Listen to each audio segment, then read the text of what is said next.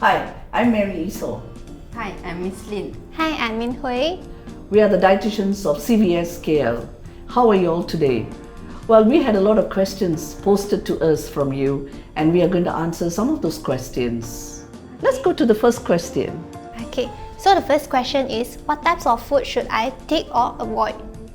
Everybody is concerned after a procedure what kind of food they should take, how should they eat it, how should they cook it. But that will depend on the outcome of the procedure. And so it's very important to remember that there's no such thing as good or bad food. Everybody kind of put a tag on those food, but there are good or bad dietary eating habits that you may want to look. So it is good to relook at the present eating habits, change slowly, and make it a healthier one. So I would like to emphasize on three things, which is we need to eat in balance, we need to have a variety, and we should eat in moderation. And now you're wondering, how are we going to do that? Oh, here we are to teach you. So let's look at the next slide to show you how we're going to go about this. Now in Malaysia, I'm not sure whether you're very familiar, but we use the plate. The plate shows suku, suku, separuh. It's quite a good rhythm, isn't it? So what does it mean? So the Ministry of Health has actually come out with this plate to show how to eat our daily meals, and it's very simple. When we say suku, suku, separuh, half of it should be lots of vegetables and fruits in variety.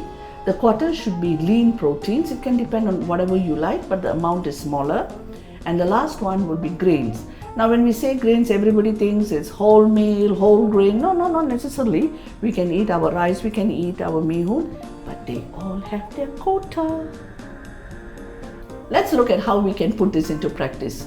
We'll start off with breakfast. And what's our favorite? The nasi lemak. Everybody loves it. Look, I love nasi lemak too.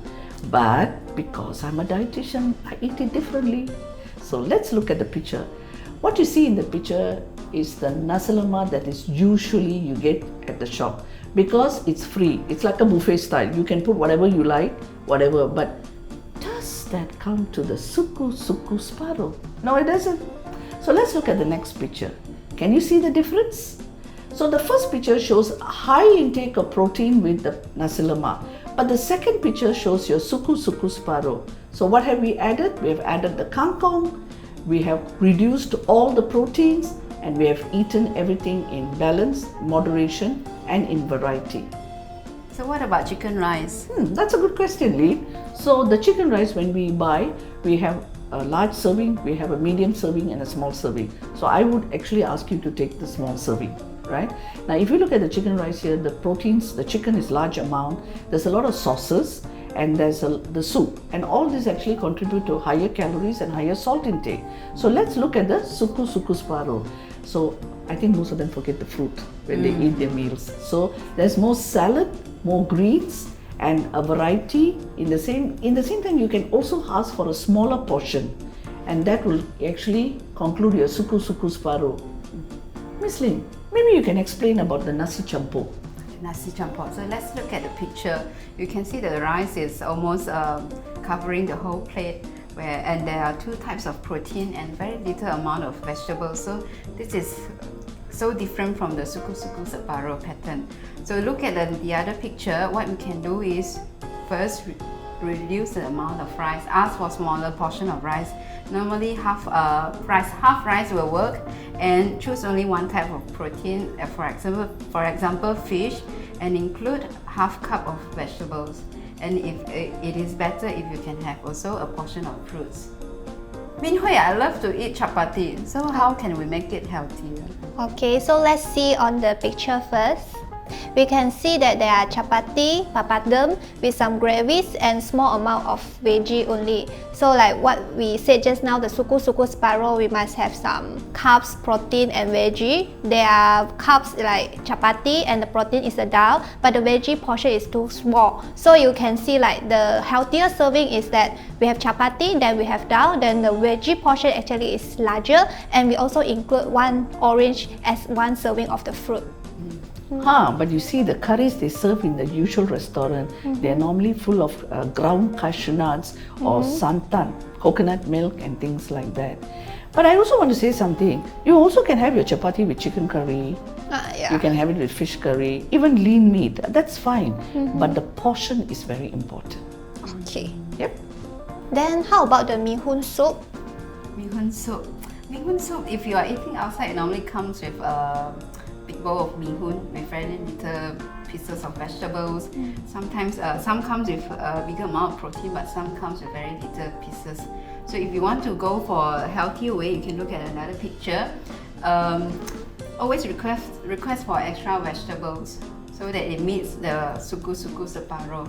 For the mee hoon, if the portion is just nice, that's okay. But try not to order for big portion, big noodles. And protein-wise, if it is sufficient, it's okay. Yeah, it should be all right. Actually, when we eat this one dish bowls like mee hoon, kway teow soup, whatever, we tend to forget the fruits, right? But you know, whenever you go to these shops, there's always fruit being sold. So what you see the hawker sells is one serving.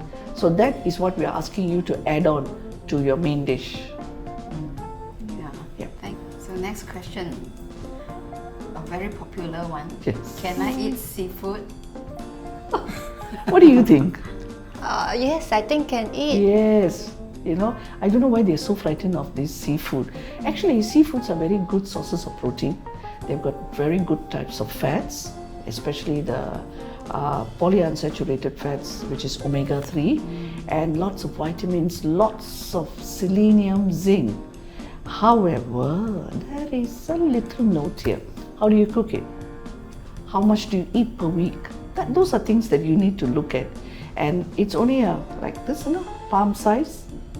I'm sure you guys will be very happy because your palms are bigger, so you got a bigger portion, and the girls will have a smaller portion, but that's okay.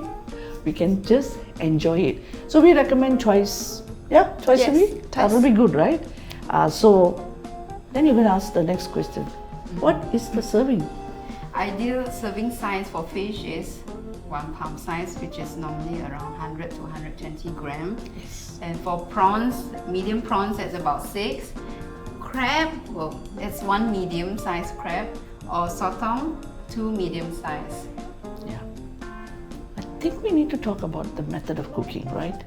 Yes. How would they cook this? Okay, so like we are more encouraging less oil cooking method like steaming, braising, or pan frying, or even like just soup or grilling is good. What's the next popular question? Can I eat egg? Yes, I knew that would come. Poor egg, it has been a culprit for so long. You know, I remember early days, my dad used to take 2 boiled eggs every day, and he lived a good life because you know why? They walk, they exercise, they work well, they eat smaller portions. So I do agree, eggs are a very good source of protein. In fact, it's the cheapest source of protein, right? It contains good nutrients such as vitamin A, phosphorus, and so many good things about egg. So recent studies have shown that dietary cholesterol have very limited effect on your blood cholesterol levels, so they can't quantify it. So how many eggs can we take in a week? The recommendation is about 4 to 7 eggs per week. Oh, it's not too bad, right? Yes. Okay. But I think we need to tell them about the cooking method.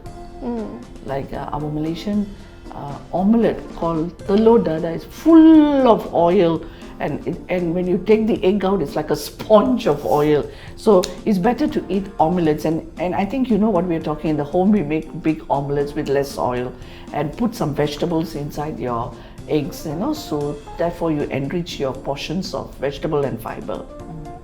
Yeah? Okay. How about milk or cheese? Are they allowed to eat? That's a question. Why shouldn't they be? Yes. They are can, dairy right? product. Yeah, they're good dairy products, but however, I think I need to caution a little bit on the types of milk that you should take. You see, milk is a very good source of protein and it's got lots of minerals. However, we always recommend low-fat milk.